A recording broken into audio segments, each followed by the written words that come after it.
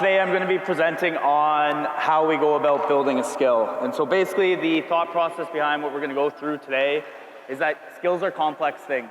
And so instead of overwhelming our athlete with a bunch of variables all at once, we like to break that skill down into simplistic, digestible elements for our athletes.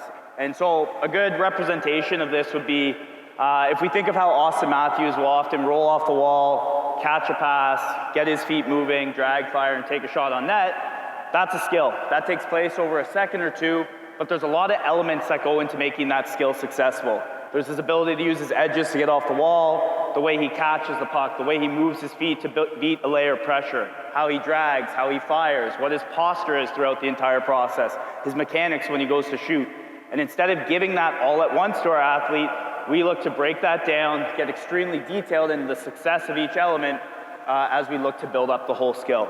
And so what we like to use is what we call our skill acquisition process, and we break that down into isolation, sequencing, patterning, and stress. And so what I'm going to do is I'm going to walk you through that today. But before we do so, I'm going to give you a little context as to what we have going on the ice. Over here, we're going to have a shooting drill that's going to be based around change of angle. And over here on this side, we're going to have a skating drill that's going to be based around change of direction. And the reason why I want to have multiple examples is I want to paint a picture of this process and how this process can apply to anything skills-based.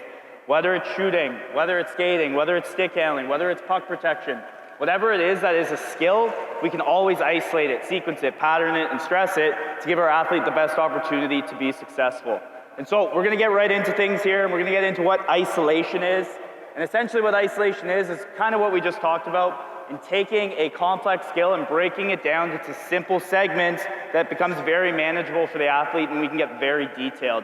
So fairly simple to begin. All we're going to be doing is having our athlete grab a puck, handle a couple times, suck into his body, and take a shot on net. So allow him to get some repetitions on this. And so we are just isolating this release or this deception phase of the skill.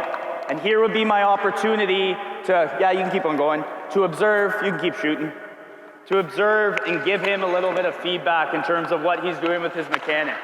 So how's his top hand working? How's his bottom hand working? Is his top hand reporting towards his armpit area where he's able to fully leverage his stick? Yeah, we can take a break there.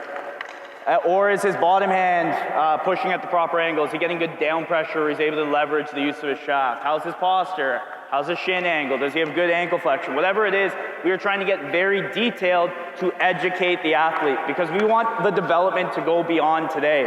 So whatever he's doing today, we don't want him just to learn in the session and forget about it. We want to educate him and give him enough information that what we teach him, he's able to self-identify and self-correct in future sessions.